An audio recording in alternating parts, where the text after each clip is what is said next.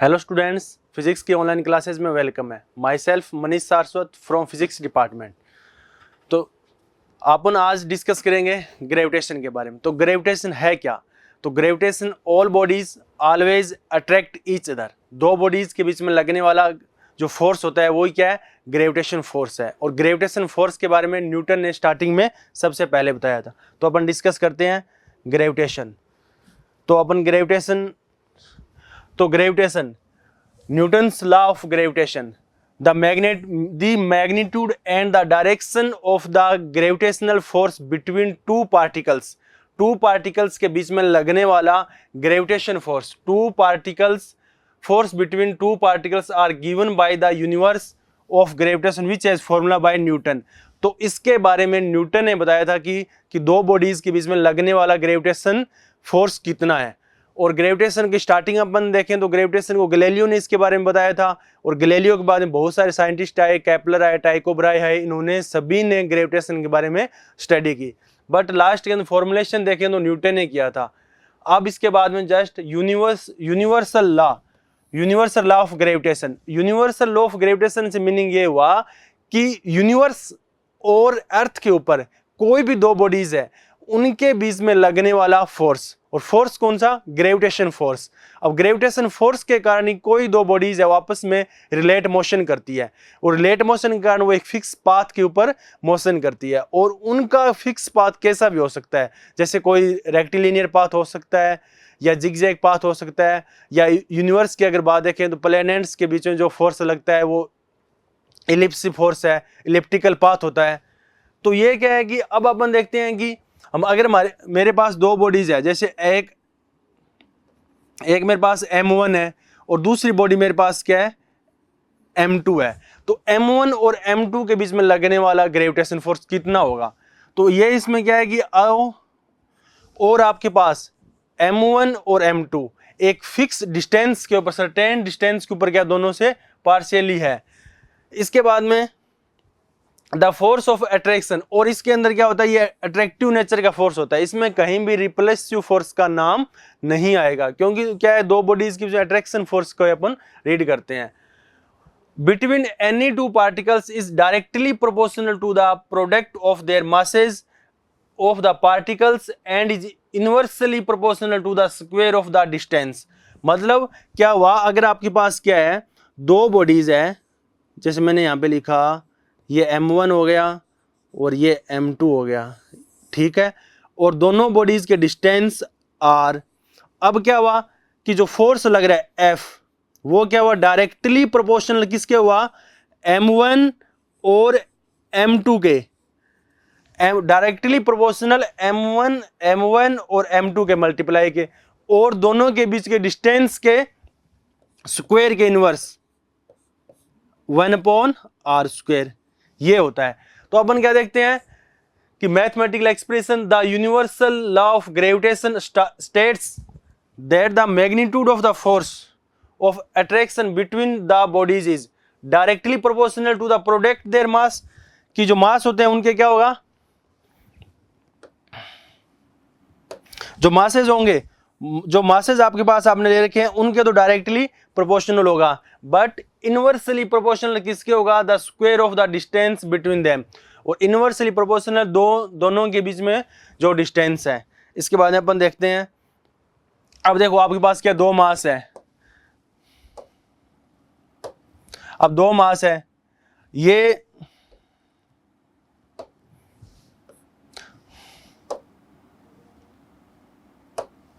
दोनों मास आपके पास है। अब अपन क्या करेंगे, और डिस्टेंस कितनी दे रखी है अपन को? गिवन है डिस्टेंस R, और मासेस कितने हैं? M1 और M2।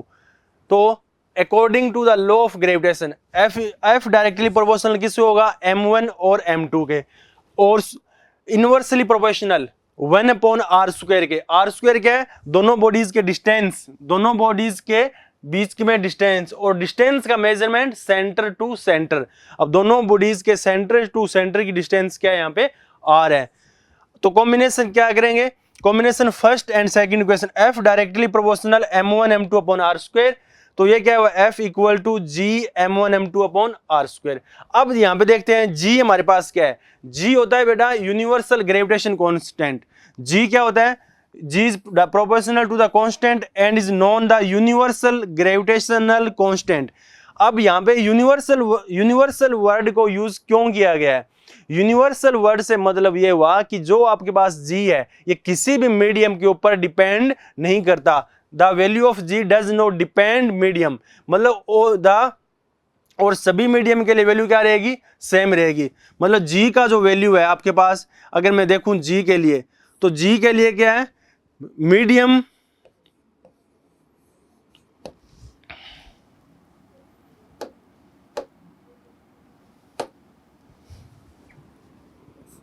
कि आपके पास क्या है,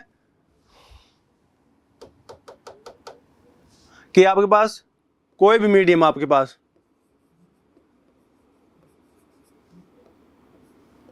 कि सभी मीडियम में क्या होती है, जी की वैल्यू सेम रहेगी। मतलब मीडियम के ऊपर डिपेंड नहीं करता।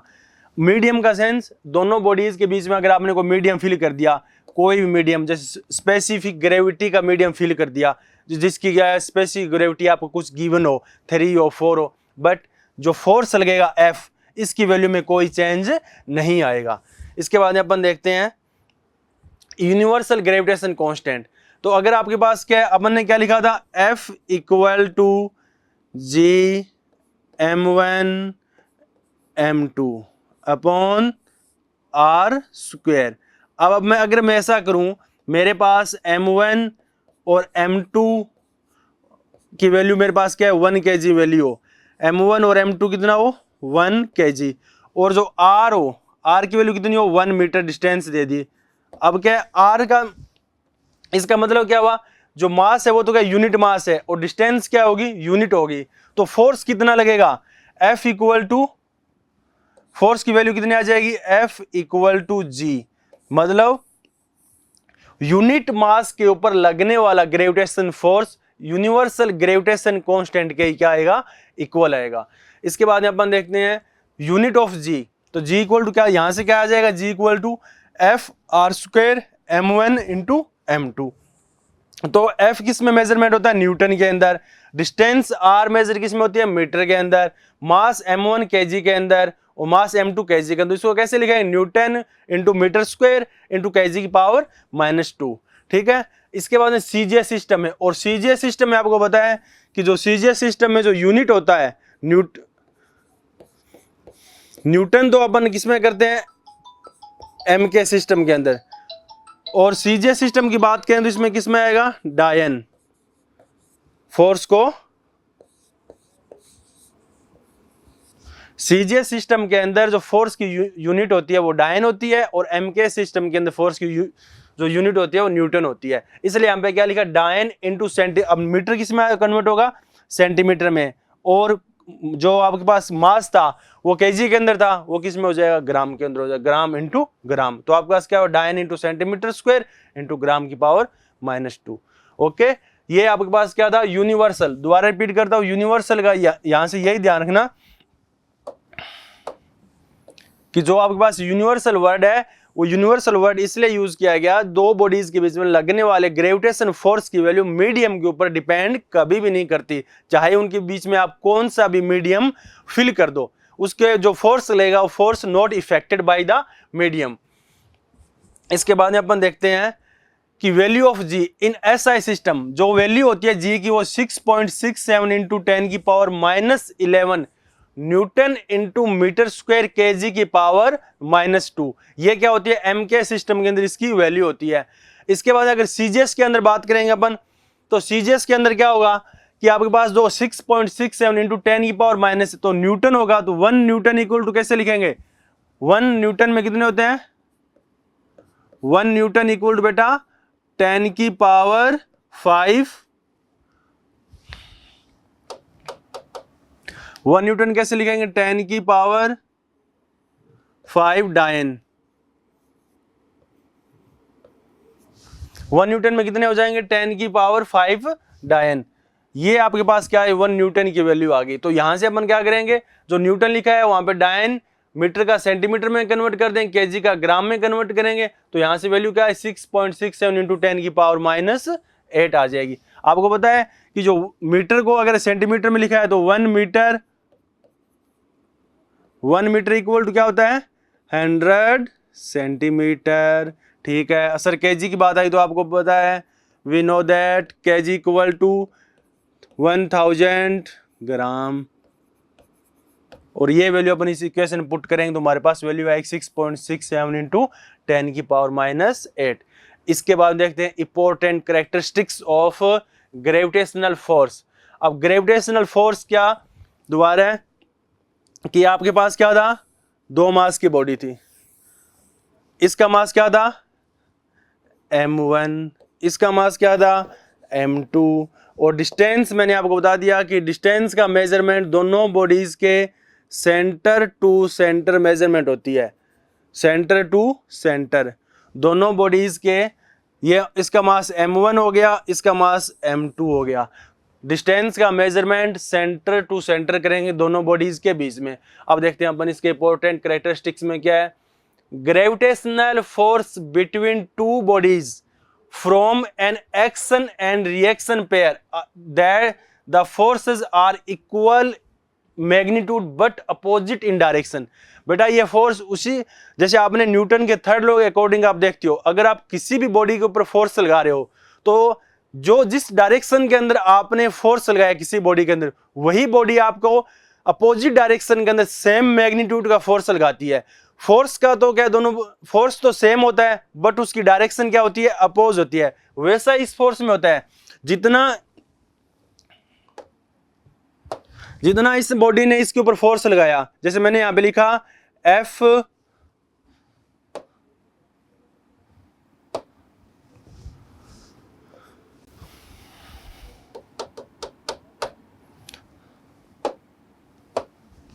जैसे इस बॉडी ने इसके ऊपर फोर्स लगाया कितना,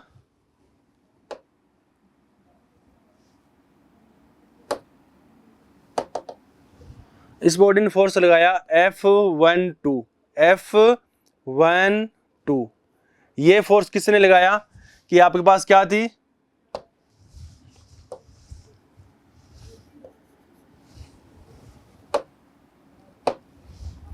इस बॉडी ने फोर्स कितना लगाया F12 इस बॉडी ने F12 मतलब इस बॉडी ने फोर्स कितना लगाया टू बॉडीज पे F12, तो इसी बॉडी ने सेम अमाउंट का फोर्स लगाएगी, उसकी वैल्यू कितनी होगी F21 वेक्टर, क्योंकि फोर्स आपके पास क्या है वेक्टर क्वांटिटी। अब अपन क्या देखेंगे कि जितना फोर्स वन बॉडी ने 2 के ऊपर लगाया उतना सेम अमाउंट का फोर्स 2 ने 1 के ऊपर लगाया। तो कहने का मतलब कि आपके पास क्या हुआ कि F12 vector is equal to क्या लिखोगे आप F21 वेक्टर। अब क्या है दोनों फोर्स का मैग्नीट्यूड तो सेम है बट अपोजिट डायरेक्शन है बेटा, बस ये इतना ध्यान रखना। क्या है कि मैग्नीट्यूड तो क्या होता है सेम होता है बट डायरेक्शन क्या होती है अपोजिट होती है। न्यूटन का जो थर्ड लॉ ऑफ मोशन होता है उसके अकॉर्डिंग अपन देखते हैं इसको F12 इज इक्वल टू क्या लिखोगे F21, बल्कि जो साइन आएगा माइनस और यहाँ पे माइनस शो करता है फोर्स की डायरेक्शन को बेटा। अब देखो gravitation force is a central force, it acts along the line joining. ये लाइन जॉइनिंग किसकी बात कर रहा है, मैंने आपको बताया कि जो सेंटर टू सेंटर जो लाइन होगी इसी लाइन के ऊपर क्या करेगा फोर्स वर्क करेगा, सेंटर टू सेंटर, ना कि ये फोर्स ऐसा वर्क कभी भी ऐसा नहीं करेगा। ये फोर्स इस फोर्स की प्रॉपर्टी ऐसी नहीं है कि फोर्स ऐसा वर्क करेगा, फोर्स करेगा सेंटर टू सेंटर इसी लाइन के ऊपर क्या करेगा ये वर्क करेगा, ठीक है ना। बस डायरेक्शन मैंने आपको बता दी F12 इज इक्वल टू कितना होता है F12 is equal to F21 इसे, और इसके बाद में और gravitational force between two bodies independent of the nature of the intervening medium. ये आपने डिस्कस कर लिया कि मीडियम के ऊपर ये डिपेंड नहीं करता, इसलिए अपन जो जी लिखते हैं यहाँ पे जी क्या होता है ये यूनिवर्सल कांस्टेंट। इसके बाद में gravitational force between two bodies does not depend upon the presence of other bodies. अगर इनके बीच में कोई अदर बॉडीज आ गई तो ग्रेविटेशन फोर्स के अंदर कुछ भी चेंज नहीं आएगा, क्योंकि क्या होगा इसके अंदर मिनिमम रिक्वायरमेंट होती है टू बॉडीज की। तो आपके पास टू बॉडीज है, जैसे आपके पास ये 1 है और ये आपके पास क्या टू बॉडीज है। अब इन दोनों के बीच में क्या ग्रेविटेशन फोर्स वर्क कर रहा है। अगर यहाँ पे कोई थर्ड बॉडीज आ गई तो थर्ड बॉडीज क्या है, अपना जो पेयर होगा वो अपने आप सर्च कर लेगी। अगर वो नहीं मिल रहा उसको तो अर्थ के रिस्पेक्टिव में लगता है ग्रेविटेशन फोर्स, ठीक है ना। इसके बाद में अपन क्या देखेंगे, gravitation force is negligible in case of light bodies but becomes applicable of massive body या हेवनली बॉडीज प्लैनेट्स। अब ये क्या होता है, जो ग्रेविटेशन फोर्स होता है ना, स्मॉल मास की जो बॉडीज होती है, ग्रेविटेशनल फोर्स क्या होता है, एक लॉन्ग रेंज का फोर्स होता है बेटा, long range force. Long range से मतलब ये हुआ कि अगर जो अपन क्या करे थे, मैंने ये लिखा था सर M1, आपने लिखा दूसरा M2 और बीच में आपने डिस्टेंस R बताई। तो इसका मतलब क्या हुआ कि अगर आपके पास M1 और M2, अब M1 और M2 बॉडी है, इसका कुछ ना कुछ रेडियस भी होगी। ये रेडियस में क्या लिखता हूं, इसको मैंने R1 लिख दिया। और M2 बॉडी है, इसकी में मेरे पास कोई ना कोई रेडियस होगी, इसको मैंने बेटा क्या लिखा, R2। अब मेरे को ये बताओ कि यह फोर्स जिस बॉडी, अब इनको डिस्टेंस तो मेरे पास R होगी और रेडियस क्या होगी, R होगी। रेडियस R1 और R2, और रेडियस R1 और R2 के कंपेयर के अंदर दोनों की जो सेपरेट डिस्टेंस है वो क्या होनी चाहिए, बहुत ज्यादा होनी चाहिए। मतलब like as point mass separate distance R की वैल्यू क्या होनी चाहिए, much greater than compare to radius R1 and R2। तो ये यहां पे इसलिए इसको बोलते हैं लॉन्ग रेंज फोर्स। मतलब क्या होता है, प्लैनेट्स वगैरह होते हैं ना, जैसे मैं बात करूं एग्जांपल फॉर आपने लिख देता हूं यहाँ पे, ये मेरे पास मून हो गया और ये मेरे पास क्या होगा बेटा, अर्थ हो गया। अब आपको पता चल गया सर, एक तो मून आ गया मेरे पास, एक अर्थ आ गया। तो आपको पता है कि इन दोनों की जो ये सेपरेट डिस्टेंस R है ये बहुत ज्यादा है, किसके कंपेयर में, compare to radius R1 and R2। मतलब क्या होगा, सेलेस्टिक बॉडीज होगी, हेवनली बॉडीज होगी, मैसिव बॉडीज है, तो इनके बीच में क्या होगा, ग्रेविटेशन फोर्स क्या करेगा, वर्क करेगा। अब क्वेश्चन सर ये आता है, सर ग्रेविटेशन फोर्स क्या अपन क्लासरूम में नहीं लगता, बेटा लगता है, एग्जिस्ट करता है, बट उस फोर्स की वैल्यू क्या होती है, इतनी नहीं होती कि अपन क्या एक दूसरे स्टिक कर जाएं और इफेक्टिवनेस हो, ठीक है ना।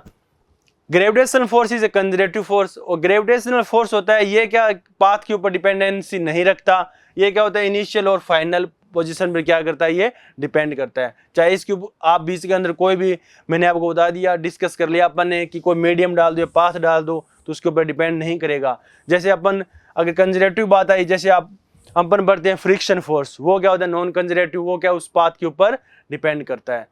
Distance are always measured from the centre to centre, अपने ये हो गया क्लियर कि डिस्टेंस मेजरमेंट कहाँ करेंगे, centre to centre. The gravitation force is always attraction nature, तो ये क्या होता है, अट्रैक्शन नेचर का ही फोर्स है, दो बॉडीज के बीच में क्या होता है, अट्रैक्टिव ही होता है।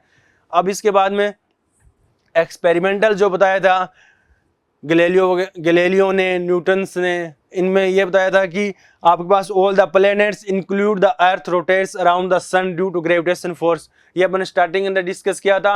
अगर अपन यूनिवर्स के ऊपर दो रिलेटिव मोशन के ऊपर देखेंगे तो यूनिवर्स के अंदर क्या होता है, सन एंड मून अर्थ, ये कहते हैं इलिप्स पाथ के अंदर, जो इलिप्टिकल पाथ होता है उसके अंदर मोशन करती रहती है। तो वो बेटा ग्रेविटेशन फोर्स के कारण ही पॉसिबल है वो चीजें। Tides are formed in ocean due to gravitational force, जो ओशियन की जो एनर्जी वगैरह होती है ग्रेविटेशनल फोर्स के कारण क्या होती है, बाउंडेड होती है, मून एंड अर्थ। इसके बाद में it is the gravitational force between the planet and is satellite which makes the satellite to move around the planet. ये मैंने हो गया कि जो प्लैनेट्स वगैरह मोशन होती है सारी ग्रेविटेशनल फोर्स के अंडर ही आती है। The atmosphere of the earth is due to the gravitational force, उसके कारण सारा कुछ हो रहा है। इसके बाद में देखते हैं Newton's third law of motion.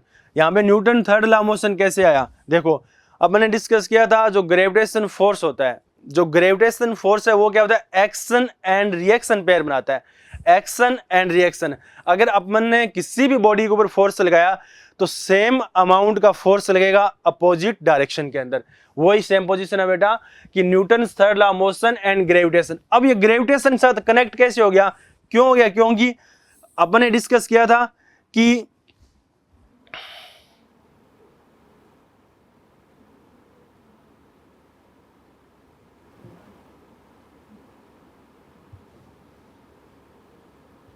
अब मैंने क्या डिस्कस किया था कि आपके पास क्या हुआ, क्योंकि यहाँ पे क्या था, ये आपके पास m1 बॉडी और ये क्या m2, तो अपन क्या लिखा F12 is equal directly minus F21। तो इसका मतलब क्या हुआ कि एक्शन एंड रिएक्शन पेयर बन गए, और एक्शन एंड रिएक्शन पेयर कहाँ होते हैं, न्यूटन के थर्ड लॉ में। ये यहीं पे ये लिखा गया Newton third law of motion and gravitation. इसमें क्या होता है कि जितना फोर्स इस बॉडी ने लगाया, इस फोर्स की वैल्यू क्या लिखूं मैं, F12। मतलब क्या हुआ, इस बॉडी के ऊपर लगने वाले फोर्स की वैल्यू, इस बॉडी के ऊपर लगने वाले, अब इस बॉडी तो इसने कितना फोर्स लगा रही है, ये F12, तो ये भी इसके ऊपर इतना सेम अमाउंट का फोर्स लगाएगी। कितना लगाएगी, F21 वेक्टर। बट क्या होता है, अगर इसको लिखे मैं पूरा तो F12, ठीक है, F12, ये F12 हो गया। इसके बाद में इसे लिखेंगे F बेटा 2 and 1 वेक्टर, और ये यहां पे जो साइन लगेगा, ये साइन किसको बताएगा, फोर्स की डायरेक्शन को। सेम मैग्नीट्यूड का फोर्स है बट उसकी डायरेक्शन क्या होती है, अपोजिट होती है। इसलिए इसको Newton third law of motion के अंदर क्या हुआ, कनेक्ट किया गया। Newton third law of motion says that if an object exert a force on other object then the second object exert equal and opposite force. देखो second क्या लिखा है, इक्वल एंड अपोजिट, मतलब क्या, सेम अमाउंट का force लगता है but उसकी डायरेक्शन क्या होती है, अपोजिट होती है। The Newton third law of motion also holds goods for the force of gravitation, और ग्रेविटेशन फोर्स के कारण दो बॉडीज है आपस में क्या रहती है, कनेक्ट रहती है। तो इसका अपन क्या लिखते हैं, न्यूटन के third law second law motion के अकॉर्डिंग फोर्स इक्वल टू क्या होता है, मास इनटू एक्सीलरेशन। ये लिखा है F इक्वल टू क्या होता है बेटा, F इक्वल टू एक m और a, और a यहाँ पे क्या होता है, एक्सीलरेशन होता है। F क्या होता है, बॉडीज के ऊपर लगने वाला फोर्स, जितना एग्जर्ट फोर्स करती है बॉडी, और m क्या होता है, बॉडी का मास होता है। तो यहाँ पे एक्सीलरेशन कितना आ जाएगा, a equal to F upon m, ये उसका एक्सीलरेशन मिलेगा। इसके बाद अपन देखते हैं, इसके बाद हम देखते हैं कि it is a clear for the formula the acceleration produce a body inversely proportional. अब मैंने आपको बताया कि ये जो फोर्स होता है ये सन एंड अर्थ के बीच में लगता है, सन एंड अर्थ। इसके बाद में मून एंड अर्थ आ जाएगा, मून और अर्थ के बीच में ग्रेविटेशन फोर्स कितना लगता है, और सन और अर्थ के बीच में ग्रेविटेशन फोर्स की वैल्यू कितनी होती है। तो अपन क्या करेंगे, इसका सन एंड अर्थ, ये मेरे पास सन मिला और दूसरा अर्थ। अब सन का मास मेरे को पता होना चाहिए 6 × 10⁻24, और अर्थ का मास कितना होता है, अर्थ का मास 6 × 10⁻24, ये अर्थ का मास हो गया। मास ऑफ द सन 2 × 10⁻30, ये बेटा किसका मास हो गया, अब सन का मास हो। अब आपको ये समझ में आ गया कि जो सन एंड अर्थ है, सन और अर्थ के अंदर आपने क्या देखा कि दोनों के हेवनली बॉडीज है, और रेडियस के कंपेयर के अंदर डिस्टेंस मच ग्रेटर देन, ठीक है ना। अब इनकी, अब सन और अर्थ की रेडियस के कंपेयर में डिस्टेंस देखो आप कितनी होगी, तो एक लाई के पॉइंट मास हो गया। तो यहाँ पे क्या करेगा, ग्रेविटेशन फोर्स वर्क करेगा। तो यहाँ से इसकी दोनों के बीच में दोनों मास होते हैं, ये जैसे ये लिखा मैंने, ये मास आपके पास m1 हो गया, ये m2 हो गया, और ये डिस्टेंस r हो गई। अब ये आपके पास m1 की वैल्यू है गिवन है, वो आपके पास क्या है, m2 की वैल्यू गिवन है। यहाँ से अपन क्या करेंगे, दोनों के बीच में कितना फोर्स वर्क करेगा, ये आ गया। यहाँ से जी m1 की वैल्यू m2 की r की वैल्यू पुट करेंगे तो यहाँ पे फोर्स की वैल्यू आ जाएगी 3.6 × 10⁻22। अब 10⁻22 है, बहुत बड़ी अमाउंट के अंदर इनके बीच में फोर्स का वर्क करेगा। इसके बाद में देखते हैं, अब sun and earth is very large, और 3 × 10⁻6 ये फोर्स उनके बीच में वर्क करेगा। This force keeps the earth bound the sun, ये वही बात जो हमने स्टार्टिंग में डिस्कस की थी कि इसी फोर्स के कारण क्या होता है कि बॉडीज अपने रिलेट मोशन करती है और फिक्स पाथ के अंदर मोशन करते हैं। उनका पाथ क्या होता है, एलिप्टिकल पाथ होता है। इसके बाद में मून एंड अर्थ, अब आपके पास क्या हुआ, वही सेम कंडीशन। सर मेरे पास एक साइड में मेरे पास क्या हो गया, मून है, और दूसरी साइड में मेरे पास क्या है, अर्थ है। ये एक मून हो गया और दूसरा अर्थ हो गया। अब ये मेरे पास, अब इनके डिस्टेंस आपको गिवन है r, यहाँ से अपन इसके फोर्स निकालें तो मास ऑफ अर्थ 6 × 10⁻24, और मास ऑफ मून क्या होता है 7.4 × 10⁻22। अब देखो F equal to G m1 m2 upon R square. यहाँ से वैल्यू पुट करेंगे तो वापस वैल्यू में किसकी आई 10 की पावर 20 न्यूटन, और यहाँ पे क्या था 10 की पावर 20 न्यूटन। मतलब एक जो फोर्स वर्क कर रहा है वो बहुत लार्ज फोर्स है। This large gravitational force keeps the moon and moon around the earth. This large gravitational force it also responsible of the ocean tides. अब इसी फोर्स के कारण जो ओशियन वगैरह टाइड्स रहते हैं वो इसी के कारण रहते हैं। इसके बाद में अब ये क्या हुआ, अब आपको पता चल गया कि सर मून और अर्थ के बीच में और सन और मून के बीच में ग्रेविटेशन फोर्स वर्क करता है, और उसी के कारण क्या होती है वो एक दूसरे से बाउंड रहती है और मोशन होता रहता है। इसके बाद देखो force of gravitation of the अर्थ। अब कहानी ये आती है कि अगर ये हमारे पास क्या है मास, अपन क्या ले रहे थे, ये m1 मास हो गया सर, और ये मास हो गया बेटा m2। अब m1 और m2 आपके पास मास थे और डिस्टेंस क्या थी r थी। अब ये डिस्टेंस होगी। अब अपन क्या करते हैं, अब अपन इसको ऐसा लिखते हैं कि जो आपके पास डिस्टेंस है, अब ये मास m1 अगर मैं रिप्लेस कर दूं एक फिक्स मास कर दूं, फिक्स मास से मतलब इसको मैं क्या लिख दूं m1 is equal to earth. अब मैंने क्या लिखा m1 इज इक्वल अर्थ, मतलब m1 क्या होगा मेरे पास m1 मास अर्थ का हो गया जो फिक्स रहेगा, और m1 मास के रिलेट अपन अप या डाउन मोशन करेंगे, अप या डाउन मोशन करेंगे। m1 मास के रिलेट अपन क्या करेंगे अप या डाउन मोशन करेंगे। तो दोनों के बीच में, अब इन दोनों के बीच जैसे यहाँ पे ये मास तो m1 तो क्या फिक्स हो गया बेटा, और यहाँ पे क्या बचा मेरे पास m2 बचा। अब m2 और m1 के बीच में जो ग्रेविटेशन फोर्स लगेगा उससे बोलते हैं, देखो क्या लिखा है, जो m1 और m2 के बीच में जो फोर्स वर्क करेगा वो होगा फोर्स ऑफ ग्रेविटी। ये फोर्स क्या हो जाएगा फोर्स ऑफ ग्रेविटी का फोर्स। जो m1 और m2 के बीच में जो वर्क करेगा बेटा वो क्या हो जाएगा फोर्स ऑफ ग्रेविटी। अब फोर्स ऑफ ग्रेविटी दोबारा रिपीट करता हूं सुनना कि मेरे पास क्या होता है एक m1 मास है दूसरा m2 है, और दोनों के बीच में क्या लगेगा ग्रेविटेशन फोर्स लगेगा। अब मैंने क्या किया m1 इज इक्वल टू क्या लिख दिया, m1 क्या हो गया मेरे पास, अब m1 मेरे पास क्या है, अब मैंने क्या करूं m1 को मैंने फिक्स कर दिया अर्थ है, तो अपन क्या करेंगे ये मेरे पास अर्थ होगी, इस अर्थ के रिस्पेक्ट में या तो ऊपर जाएंगे या नीचे आएंगे, या इधर जाएंगे या उधर जाएंगे, या इधर गए या उधर गए। या आप देखते हो अपन डेली रूटीन लाइफ के अंदर अपन क्या करते हैं अर्थ के रिस्पेक्ट में अप या डाउन मोशन करते रहते हैं। तो जो अब इन दोनों के बीच में ये मेरे पास क्या है m2, ये मेरे पास क्या है सर m1, तो m1 और m2 के बीच में जो फोर्स लगेगा उसे बोलते हैं force of gravity. The force involve are large and body moves towards the planet. इसे बोलते हैं gravitation and gravity. Attraction between two bodies having mass of same order is called gravitation and the force is called gravitation force, और force involve the very small and the attractive nature. अब देखो the F equal to क्या हुआ G upon R square, और here m represent the mass of earth. अब देखो direct लिख दिया ना पूरा कि जो मेरे पास ये है, ये देखो m is represent of the mass of earth. जो m मेरे पास क्या है एक फिक्स मास m हो जाएगा, ठीक है ना। इसके बाद अपन देखते हैं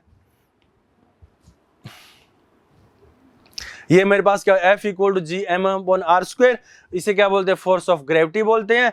और यहां से क्या है दो, अब जो अपने यूनिवर्स के अंदर पढ़ा था, यूनिवर्स के अंदर क्या था कि जो मून और अर्थ के बीच में क्या करता है ग्रेविटेशन फोर्स लगता है, और ये क्या हुआ अब मेरे और अर्थ के जो बीच में क्या लगता है ग्रेविटेशन फोर्स लगता है, बट उसको फोर्स ऑफ ग्रेविटी बोलते हैं, ठीक है ना। बस इतना डिफरेंस होता है।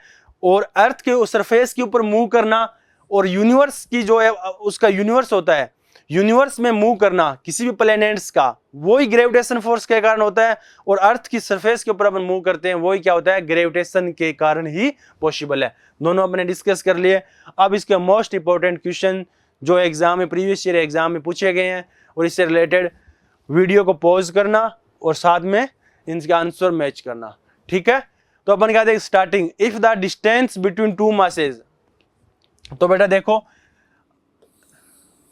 ये मेरे पास क्या हुआ, 2 मासेस, 2 मासेस लिखा है तो मैंने क्या लिखा, एक को मेरे पास m1 हो गया और दूसरा मेरे पास क्या हो गया बेटा, m2 हो गया, ये r हो गया। इतना मैंने अभी तक आपने पढ़ लिया। 2 masses if the distance between 2 masses is double. अब ये क्या कर रहा है, डिस्टेंस को क्या कर रहा है, डबल कर रहा है। द ग्रेविटेशनल अट्रैक्शन बिटवीन, अब देखो यहाँ पे क्या लिखा है, अट्रैक्शन, बेटा इसमें अट्रैक्शन ही यूज होगा, रिफ्लेक्शन का कहीं नाम नहीं आएगा, रिपल्सिव फोर्स का कहीं अपन नहीं पढ़ेंगे। रिपल्सिव फोर्स वाली क्वेश्चन तो ऑटोमेटिक डिलीट हो गए इसमें, ठीक है ना, बिटवीन देम। अब इसको कैसे लिखेंगे आप, देखो कि आपके पास क्या है, F equal to G m1 m2 upon r square. ये मेरे पास इक्वेशन क्या होगी, फर्स्ट होगी, इक्वेशन फर्स्ट होगी। अब क्या कहता है, द डिस्टेंस, अब डिस्टेंस को डबल कर रहा है तो जो r मेरे पास गिवन पहले क्या थी, r इक्वल टू r था, ये फर्स्ट कंडीशन के अंदर, और सेकंड कंडीशन के अंदर r इक्वल टू क्या होगी, 2r होगी। अब बताना है, जब r इक्वल टू r था, फोर्स कितना लग रहा था, F, और अब मैं क्या करता हूं, r की वैल्यू कितना करता हूं बेटा, डबल 2r, तो अब नया फोर्स मेरे पास कितना लगेगा, नया फोर्स क्या लिखेंगे अपन, F न्यू, क्या लिखा है इसको, F new is equal to G m1 m2, और ये मेरे पास r की वैल्यू कितनी है, 2r, कैसे लिखेंगे, 4r स्क्वायर, ठीक है ना। अब इसको कैसे करोगे आप, जी m1 m2, नीचे कैसे लिखूंगा मैं, r स्क्वायर इंटू 4। अब मेरे को ये बताओ, आपके पास जो F न्यू है, आपके पास क्या है, F न्यू फोर्स है, ये फोर्स, ये फोर्स देखो आप, जो आपके पास इनिशियली डिस्टेंस r के ऊपर वर्क कर रहा था, F equal to G m1 m2, तो ये फोर्स ये सेम हो ही नहीं आ गया क्या यहां तक, ये देखो ये कितना है मेरे पास, F, इसकी वैल्यू क्या है, F आ गई, और नीचे क्या है, 4 आ गया। तो अब अपन इसको कैसे लिखेंगे कि आपके पास वैल्यू क्या आ गई, दोबारा यहां पे लिखता हूं, F new is equal to क्या हुआ, F बाई 4, ये आ गया। मतलब क्या हुआ कि जो आपके पास डिस्टेंस को डबल करने के बाद में जो पहले फोर्स लग रहा था उसका 1/4 टाइम्स लगेगा। यहां से बेटा क्या क्लियर होता है कि जो ग्रेविटेशन फोर्स होता है इनवर्स स्क्वायर लॉ को क्या करता है, फॉलो करता है। आपने डिस्टेंस स्क्वायर डबल किया, डिस्टेंस क्या किया, r इक्वल टू 2r किया, तो फोर्स उसके कंपेयर में 1/4 हो गया। अगर आप distance r equal to 3r करोगे, फोर्स कितना हो जाएगा, F अपॉन 1/9 इंटू F हो जाएगा। मतलब क्या है, जो फोर्स है डिस्टेंस के कंपेयर के अंदर क्या है, इनवर्सली फॉर्म के अंदर क्या हो रहा है, डिक्रीज हो रहा है। जो अपन यहाँ लिखा था ना, F directly proportional 1/r square, ये क्या था, इनवर्स स्क्वायर लॉ को क्या करता है, ये फॉलो करता है। अगर आप डिस्टेंस को डबल करोगे तो फोर्स डबल फॉर्म में चला जाएगा, पहले F था, F/4 हो गया। अगर डिस्टेंस को आपने r इक्वल टू 3 टाइम्स कर दिया तो फोर्स का 1/9 हो जाएगा। ये था बेटा। इसके बाद नेक्स्ट क्वेश्चन, अब देखो, 2 पार्टिकल्स ऑफ इक्वल मास। अब मेरे पास क्या है, पार्टिकल्स का इक्वल मास है। 2 particles of equal mass go around a circle of radius r radius के सर्किल में क्या कर रहे हैं, घूम रहे हैं। अब देखो अपन ऐसे इसको ऐसे बनाते हैं, ये हो गया। अब मेरे पास क्या हुआ, एक क्या लिखा है, 2 पार्टिकल्स ऑफ इक्वल मास, ठीक है, go around a circle of radius r radius के सर्किल में क्या कर रहे हैं, ये देखो भाई साहब घूम रहा है यहाँ पे, ये क्या रहा है, ये देखो ये इधर घूम रहा है, इधर जा रहा है, और दूसरा क्या कर रहा है, ये इसके इधर जा रहा है, और ये यहाँ पे मास क्या है, m2, इसकी रेडियस क्या है, r, ये इसका सेंटर हो गया। अब ये क्या कहता है बेटा, सुनो ध्यान से, कि 2 particles of equal mass go around a circle of radius r, ठीक है, under the action of their mutual gravitational force. Gravitational देखो क्या लिखा है, अट्रैक्शन, आगे दोबारा द स्पीड ऑफ द इस पार्टी। अब अपन को क्या बतानी है, इसकी स्पीड बतानी है। तो आपको पता है कि अगर कोई भी बॉडी क्या होगी, अगर कोई भी बॉडी आपके पास,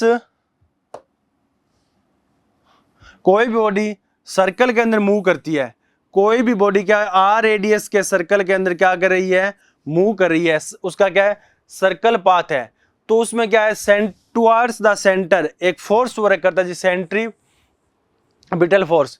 क्या वर्क करता है, सेंट्रीपिटल फोर्स। उसकी वैल्यू कितनी होती है, F C equal to M V square upon R, और आर उसकी क्या होती है, रेडियस होती है, और वी उसके उस बॉडी का क्या है, वेलोसिटी है, एम उसका क्या है, मास है, और इसकी ये फोर्स है, तो इसकी डायरेक्शन क्या होगी, टुवर्ड्स द सेंटर। अपन इसको ऐसा लिख सकते हैं इसकी यहां से कि इसकी डायरेक्शन कहां पे शो करेंगे अपन, टुवर्ड्स द सेंटर। ये अगर यहां से घूम रहा है तो इसकी डायरेक्शन ये होगी, मतलब क्या हुआ, ये सेंटर के पास चिपका रहेगा, ये कहीं हिलेगा नहीं। जैसे यहाँ पे अगर बॉडी है, यहाँ पे आई तो उसकी जो फोर्स लगेगा, इसकी डायरेक्शन कहाँ जाएगी, इधर। तो अब अपन इसको देखते हैं।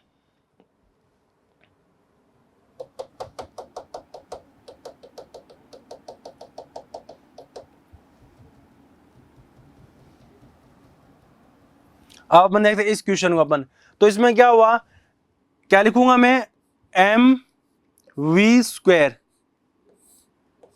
एम वी स्क्वायर आ गया, ठीक है सर। इसके बाद में एम वी स्क्वायर तो क्या हुआ, जो सेंट्रीपिटल फोर्स लगेगा टुवर्ड्स द डायरेक्शन, और जो ये क्या कर रहा है, म्यूचुअल ग्रेविटेशन फोर्स। अब इन दोनों के बीच में ग्रेविटेशन फोर्स भी लग रहा है। अब ग्रेविटेशन फोर्स में क्या होता है, F equal to G M one ये रहा, एम टू ये रहा, और दोनों के बीच में डिस्टेंस। तो कैसे निकालेंगे अपन, क्या लिखा मैंने, जी, ठीक है, और इसने क्या है, सेम मास लिखा है ना, टू इक्वल मास, तो इक्वल मास अपन लिखेंगे m1, एक m1 लिखा और दूसरा m2 लिखा।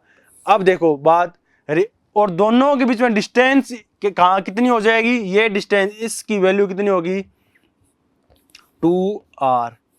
ये डिस्टेंस कितनी होगी बेटा, 2r। तो इसका स्क्वायर करेंगे, कैसे लिखेंगे, 4r का स्क्वायर, ये हो गया r स्क्वायर की वैल्यू।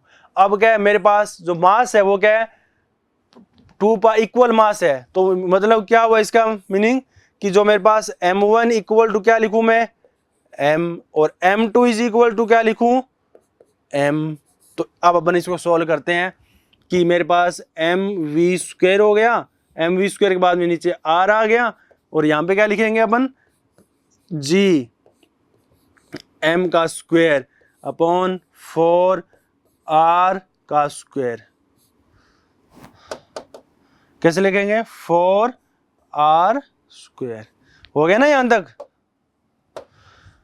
तो अपन क्या करेंगे, m से m कैंसिल हो गया, एक m यहां से उठ गया, r से r कैंसिल हो गया, तो इसको सोल्व करेंगे, क्या आ गया, v स्क्वायर, ठीक है सर। यहाँ पे v स्क्वायर बचा, यहाँ पे क्या बचा बेटा, g बचा, यहाँ पे क्या बचा, m बचा, और यहाँ पे क्या रिमाइंडर रहा, 4, और यहाँ पे क्या रहा, रिमाइंडर रहा। तो v स्क्वायर, अब इसने क्या पूछा था, the speed of each particle, तो इस पार्टिकल स्पीड कितनी होगी, v इक्वल टू, कैसे लिखोगे, कैसे लिखोगे इसको, implies v is equal to G M, ठीक है, नीचे क्या है बेटा, 4r, 4r। तो अपन क्या करेंगे, इसका 4r हो गया, और इसको अपन क्या करें, रूट लगा दें, ये मेरे पास वैल्यू आ गई, v equal to G M upon 4r। इसमें देखते हैं वैल्यू मैच कर रही है क्या, इसमें तो नहीं कर रही, तो कहाँ हो गया, ये देखो 1/4। इसको अपन बाहर ऐसा भी लिख सकते हैं ना, v इक्वल टू कैसे लिखेंगे इसको, 1/2, और क्या लिखेंगे अपन, जी एम। हो गया यहां तक, और r का r आ गया, और ये r हो गया, ये ऐसे हो गया। अब देखो ये मेरे पास जो वैल्यू आ गई, ये वैल्यू किसकी होगी, अब इस पार्टिकल का ये वेलोसिटी होगा, और ये सेंटर, और इसके ऊपर जो फोर्स लगेगा टुवर्ड्स द सेंटर। तो v equal to 1/2 upon G M R, ये हमारे पास क्या हो गया, आंसर हो गया, ठीक है ना। इसके बाद अपन देखते हैं,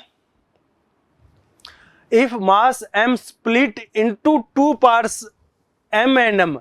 अब देखो आपके पास कोई भी मास m है, ठीक है ना, और इसमें क्या है, 2 पार्ट के अंदर क्या हो रहा है, स्प्लिट हो रहा है बेटा, 2 पार्ट्स में स्प्लिट हो रहा है। एक तो स्मॉल m के अंदर, ठीक है सर, और दूसरा किस में हो रहा है, कैपिटल m माइनस m, ठीक है ना। मैंने आपको क्या बताया था कि जो आपके पास क्या है, जो आपका फोर्स लगेगा F equal to G M1 M2 R square. अब देखो, अब मैंने क्या बोला था कि जो फोर्स लगेगा दोनों बॉडीज के बीच में, या तो वो आर के ऊपर डिपेंड करेगा या मास के ऊपर डिपेंड। स्टार्टिंग पहला क्वेश्चन अपन यही डिस्कस किया था कि मास उसका क्या था, सेम था, आइडेंटिकल मास था, पर आर की वैल्यू क्या हो रही थी वहां पे, चेंज हो रही थी। और यहां पे क्या, किसकी वैल्यू चेंज हो रही है, मास एम की, क्योंकि पहले मास एम था और बाद में किसी दो पार्ट के अंदर डिवाइड हो, एक एम के अंदर और एक एम माइनस एम में, मतलब एम माइनस एम में। मतलब क्या हुआ आपके पास, यहां पे क्या है आपके पास स्मॉल मास एम है और दूसरा मास आपके पास क्या है, दूसरा मास कितना है बेटा, एम माइनस एम। ये देखो एम माइनस एम, तो यहां पे मैं क्या लिखता हूं, एम माइनस एम। अब देखो मेरे पास, ये मेरे पास क्या हो गया, दो मास हो गए ना, एक स्मॉल मास हो गया, दूसरा एम माइनस एम। तो ये एफ की वैल्यू किसके ऊपर डिपेंड कर रही है, एम के दो पार्ट हो, एम के ऊपर, ठीक है ना। और mass into two parts which are then spread by certain distance, मतलब डिस्टेंस चेंज नहीं हो रही, तो डिस्टेंस तो अपन लिख सकते हैं एक्स लिखो या आर लिख दें, चलो आर पढ़ रहे हैं। अब आर की वैल्यू आ गई, M1 M2 की वैल्यू आ गई, तो gravitational force between the parts. अब ग्रेविटेशनल फोर्स तो निकालेंगे, बट इसने एक कंडीशन और लगा दी कि एम और एम, स्मॉल एम क्या लिखा है ये, कि जो आपके पास क्या है स्मॉल एम है, ये आपके पास क्या है, एक स्मॉल एम था और दूसरा क्या था कैपिटल एम। इन दोनों का रेशियो कितना होगा, मैक्सिमम रेशियो, स्मॉल एम और कैपिटल एम का मैक्सिमम रेशियो। तो अपन स्टार्टिंग करते हैं इसका, दोनों के बीच में फोर्स कितना एक्सर्ट करेगा ये देखते हैं। तो एफ मैंने यहां पे लिखा, एफ इक्वल टू जी, ठीक है। M1 की वैल्यू क्या है यहां बेटा, स्मॉल एम हो गया। M2 की वैल्यू क्या है, capital M minus small M, ये आ गया, ठीक है। और अब अपन क्या लिखें, आर स्क्वायर, ये आर स्क्वायर हो गया। अब इसको थोड़ा सा इसको सोल्व करते हैं, नेक्स्ट स्टेप देखते हैं इसका। F इक्वल टू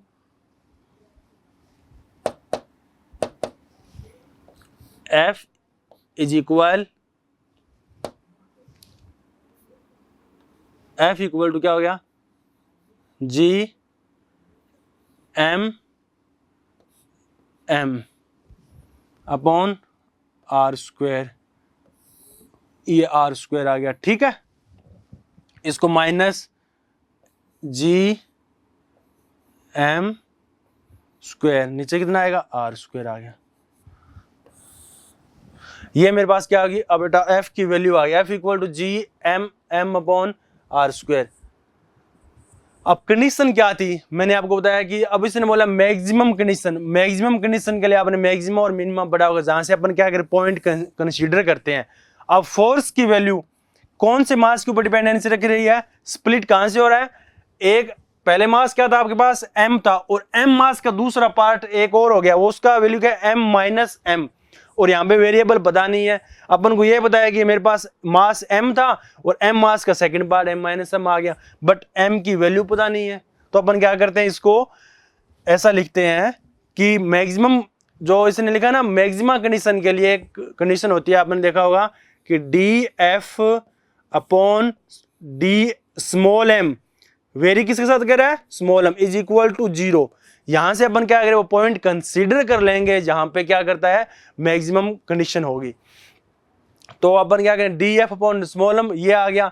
तो इसमें क्या करेंगे, इसको कैसे लिखेंगे, डी एफ तो ये हो गया, जी ये यहां से करेंगे एम्प्लाइज, जी हो गया, इसके बाद में कैपिटल एम आ गया, ठीक है बेटा, इसके बाद में आर स्क्वायर आ गया, और एम का एम के रिस्पेक्ट के अंदर डिफरेंशिएशन 1 माइनस लिखा, जी ये हो गया, एम स्क्वायर इसको कैसे लिखेंगे 2, ये एम हो गया, इसके बाद में आर स्क्वायर का आर स्क्वायर आ गया, ओके। और इज इक्वल टू कितना आ गया, 0। यहां से अपन क्या करें, एम और एम में रिलेशन फाइंड आउट कर लेंगे, क्या इसकी वैल्यू आएगी। इसके बाद अपन देखते हैं कि यहां से कॉमन क्या है बेटा, G M, G upon R square, G इसमें भी जी है, इसमें भी जी है। यहाँ से क्या लिखा मैंने, जी अपॉन आर स्क्वायर, ठीक है sir, G upon R square. यहाँ पे क्या बचा मेरे पास, कैपिटल, ये बचा कैपिटल एम, और जी अपॉन आर स्क्वायर बचो, यहाँ पे क्या बचेगा, माइनस का 2 स्मॉल एम, और इज इक्वल टू क्या लिखेंगे, 0। मतलब क्या हुआ कि जी अपॉन आर स्क्वायर, और ये दिस इज एम्प्लाइज, ये क्या हुआ, जी अपॉन आर स्क्वायर हो गया, और ये क्या बचा, m माइनस 2m, यहां से इस दिस पार्ट से m और दिस पार्ट से रिमेन 2m, तो इसको अपन लिख दें यहां पे। अब देखो, या तो ये कंडीशन, अब में क्या हुआ, एक पार्ट तो ये बन गया और दूसरा पार्ट ये इज इक्वल टू क्या है, 0 है। या तो ये 0 हो सकता है या पॉसिबल ये 0 हो सकता है। आपको पता है जी तो ग्रेविटेशन कांस्टेंट है, 0 हो नहीं सकता, तो ये कंडीशन हो सकती है। तो अब इसको मैं कैसे लिखता हूं, m माइनस m लिखा, m कैसे लिखेंगे, m minus 2m, m minus 2m is equal to क्या लिखूंगा, 0। अब देखो क्या पूछ रहा है ये, small m upon capital M, तो यहां से अपन वैल्यू निकालेंगे, m इज इक्वल टू क्या आएगा, 2m आ गया। और इसके बाद अपन क्या करेंगे, m, ये तो बेटा क्या है, ये मेरे पास जो m है ये तो कैपिटल हो गया। अब इसके नीचे क्या आएगा, small m is equal to क्या आएगा मेरे पास, 2/1। अब बताओ, m अपॉन कैपिटल M का रेशो आ गया 2/1, बट पूछा क्या है, स्मॉल m ऊपर है, तो ये क्वेश्चन, ये तो यहां से रॉन्ग हो गया। इसको कैसा लिखेंगे अपन, ये क्या है, स्मॉल m ऊपर, तो small m ratio capital M is equal to 1:2, या इसको ऐसे अपन ऐसा लिख सकते हैं 1/2। ये हमारे पास क्या आ गया, 1/2। मतलब आपके आंसर कौन सा सही होगा, answer number C, small m upon capital M। Small m upon capital M का रेशियो कितना आएगा, 1/2। दोबारा रिपीट करता हूं, F equal to G m1 m2 upon R square, यहां से ये हो गया, तो अपन क्या करेंगे, सारा वैल्यू पुट कर दिया इसके अंदर। यहां से क्या हुआ, ये क्या होती है मैक्सिमम कंडीशन, उसकी मैक्सिमम कंडीशन क्या रहेगी, मैक्सिमम कंडीशन का सेंस ये हुआ कि अपन मैक्सिमम पॉइंट को कंसीडर करना है, और मैक्सिमम पॉइंट यहां से अपन कंसीडर कर सकते हैं। इसके बाद देखते हैं नेक्स्ट क्वेश्चन, यहां से क्या हुआ, मैक्सिमम पॉइंट कंसीडर हो गया। अब देखो जी अपॉन आर स्क्वायर, एक इसका इक्वेशन का पार्ट ये हुआ, और सेकंड पार्ट m माइनस क्या हुआ, 2m हुआ। तो आपको पता है जी अपॉन आर स्क्वायर, जी कभी 0 नहीं हो सकता, और m माइनस 2m को अपन 0 के इक्वल लिख सकते हैं। तो इसके बाद हमने ये किया, यहां से अपन का m और m, स्मॉल m और कैपिटल M का रेशियो मिलेगा 1:2, यहां से अपन 1/2, ये आंसर हो गया। ठीक है, इसके बाद में एक अच्छा क्वेश्चन और देखते हैं। अब अपन के पास क्या है, टू बॉडीज और मास 100 kg एंड 10⁴। टू बॉडीज, अब बॉडीज का मास कितना दे रखा है, 100 kg का, ये मास क्या मेरे पास 100। अब मास m1 लिखूंगा मैं, और यहां पे क्या लिखा, m2। अब m1 की वैल्यू मेरे पास क्या है बेटा, m1 की वैल्यू मेरे पास क्या है, 100 kg।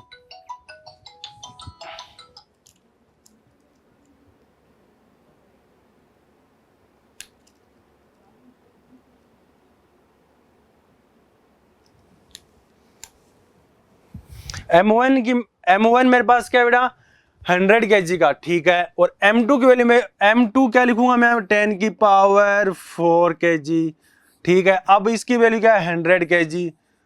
अब और क्या बताना है, two bodies mass 100 kg and 10⁴ kg हो गया, लाइंग 1 मीटर अपार्ट, मतलब डिस्टेंस कितनी है, 1 मीटर की। At what distance from 100 kg, अब 100 kg से डिस्टेंस कौन सी, will the intensity of gravitation field is 0, मतलब ग्रेविटेशन फील्ड का इंटेंस क्या हो जाए, 0 हो जाए। m1 से कौन सी ऐसा पॉइंट, इस लाइन के ऊपर कौन सा पॉइंट होगा जहां से क्या होगा कि ग्रेविटेशन फोर्स क्या हो जाए, 0 हो जाए, क्या से हो जाए। अब इस 100 kg से कौन सा पॉइंट कंसीडर करेंगे कि जहां पे क्या है ग्रेविटेशन फोर्स की वैल्यू अपन को 0 मिले, और ये डिस्टेंस, दोनों पार्टिकल डिस्टेंस क्या है, 1 मीटर है। तो फॉर्मूला वही कंसीडर करेंगे, F equal to G m1 m2 upon R square. अब मेरे पास क्या है सर, m1 की वैल्यू है, m2 की वैल्यू है, r की वैल्यू है, तो निकाल लेंगे।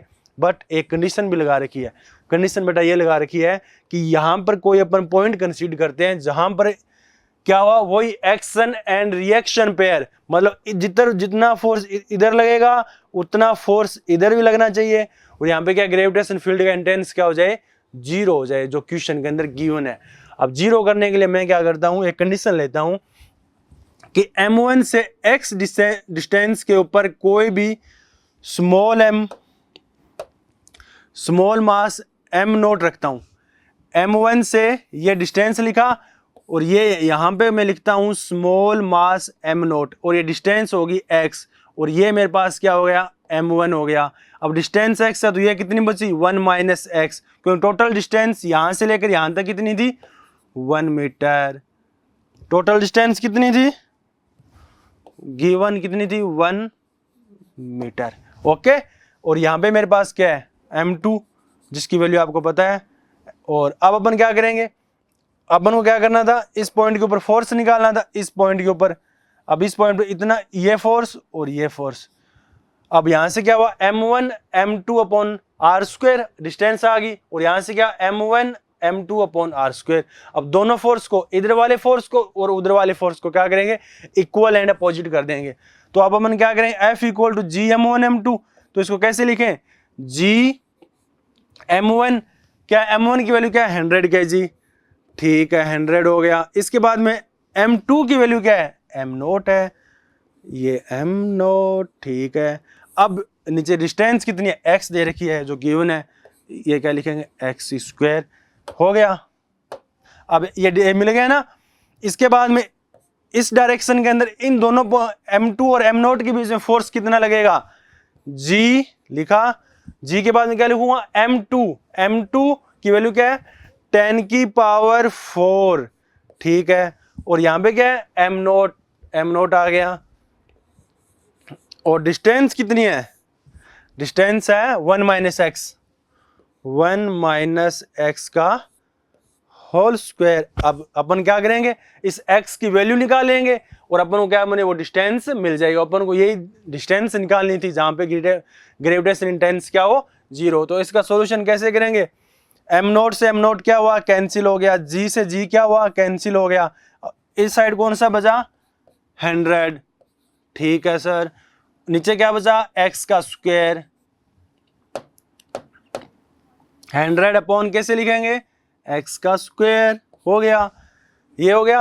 अब 10 की पावर 4 है, ये 10 की पावर 4 आ गई, ओके। इसके बाद में क्या हुआ, m0 1 माइनस एक्स बचा ही थे, 1 माइनस एक्स का क्या करेंगे, ये आ गया।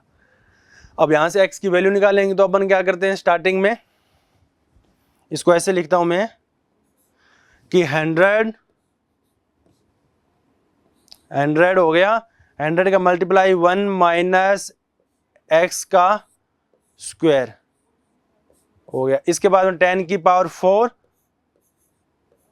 और क्या, x के स्क्वायर। यहां से अपन क्या करेंगे, यहां से लिखते हैं कि दोनों साइड 100 इंटू 1 माइनस एक्स की स्क्वायर 10 की पावर 4x स्क्वायर, दोनों साइड से क्या कर लेंगे, स्क्वायर कर लेंगे। तो दोनों साइड से स्क्वायर करेंगे, क्या आएगा मेरे पास, दोनों साइड स्क्वायर करेंगे तो ये किस में कन्वर्ट हो जाएगा, 10 में। 10 ये क्या हो गया, 1 माइनस एक्स हो गया, ठीक है। ये अब ये क्या, 10 की पावर 4 है, तो 10 की पावर 4 किस में चला जाएगा, 10 की पावर 2 में। अब x की स्क्वायर किस में हो जाएगा, x में। हो गया यहां तक क्लियर। अब अपन देखते हैं इसके बाद में, यहां से x की वैल्यू निकालते हैं। तो x की वैल्यू कैसे निकालेंगे,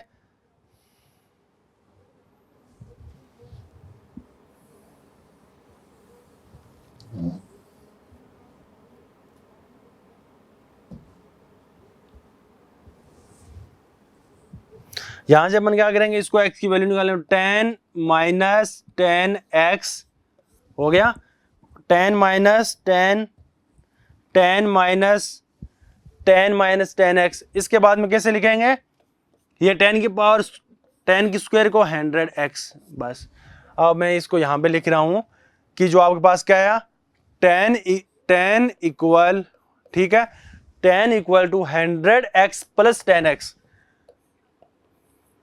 100x प्लस 10, और 10 में क्या x हो रहा है, ये 10x हो गया। अब ये कितना हो गया पूरा 110x, और x के इक्वल क्या है 10 है, ठीक है। तो x की वैल्यू यहां से क्या आएगी 10 अपॉन 1 का 100। ये बेटा मेरे पास क्या आ गई, उसकी वैल्यू आ गई।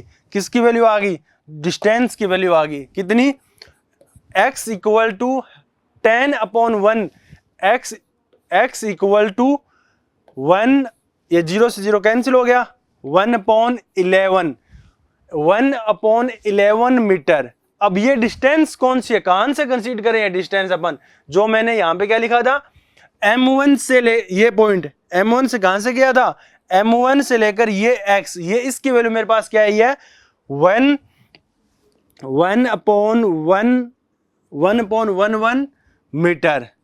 अब ये बेटा वो डिस्टेंस है m1 मास से, जहां पे ग्रेविटेशन फील्ड का इंटेंस क्या हो जाएगा, 0 हो जाएगा। अपन ने बस इतना ही किया है कि इस पॉइंट के ऊपर लगने, ये मास m1 इसके ऊपर फोर्स लगाएगा, कितना लगा रहा है इसने, ये अपनी तरफ लाने की कोशिश करेगा, और ये मास m2 अपनी तरफ लाने की कोशिश करेगा। तो ये डिस्टेंस कितनी होनी चाहिए जहां पे ग्रेविटेशन फील्ड क्या हो जाए, 0 हो जाए, वो डिस्टेंस क्या होगी 1/111 मीटर। तो हमारा आंसर कौन सा हो जाएगा, सी इज राइट। ओके, तो अपन नेक्स्ट क्वेश्चन और देखते हैं। अच्छा सा साथ साथ में करते रहिए क्वेश्चन, और क्वेश्चन वीडियो को पॉज कीजिए और अपना आंसर मैच कीजिए लास्ट के अंदर। The gravitation force between two stones of mass 1 kg और separate by a distance of 1 metre. अब देखो वही सेम, F इक्वल टू क्या लिखूं मैं, G लिखा, m1 और m2, आगे क्या लिखूंगा r का स्क्वायर। अब देखो m1 m2 की मास कितनी वैल्यू दे रखी है यहां पे सर, m1 इक्वल टू है मेरे पास 1 kg, और m2 मेरे पास है 1 kg, और डिस्टेंस r कितनी है 1 मीटर। डिस्टेंस r तो 1 मीटर है, ठीक है। अब ये वैल्यू सारी पुट करेंगे तो ये तो क्या हो गया, यूनिट मास हो गया पूरा। किसमें हो गया, ये सारा पोर्शन किसमें कन्वर्ट हो गया, यूनिट हो गया। तो फोर्स कितना लगेगा, F इक्वल टू क्या आ जाएगा बेटा, G। ये अपन स्टार्टिंग में डिस्कस किया कि यूनिट मास और यूनिट डिस्टेंस से सेपरेट टू बॉडीज के बीच में लगने वाला gravitational force, universal gravitation constant क्या होता है, इक्वल होता है। यहां से अपन ने चीज को प्रूव कर दिया, ठीक है बेटा। ये थे अपने ग्रेविटेशन के मोस्ट इंपोर्टेंट क्वेश्चन जो IGSO की प्ले लिस्ट फर्स्ट के अंदर ग्रेविटेशन थे रिलेटेड थे। और इसके बाद नेक्स्ट क्लासेस के अंदर अपन इस चैप्टर का नेक्स्ट पार्ट करेंगे और उससे रिलेटेड क्वेश्चन करेंगे, और साथ साथ में आप क्वेश्चन करते रहिए, प्रैक्टिस करते रहिए। थैंक्स।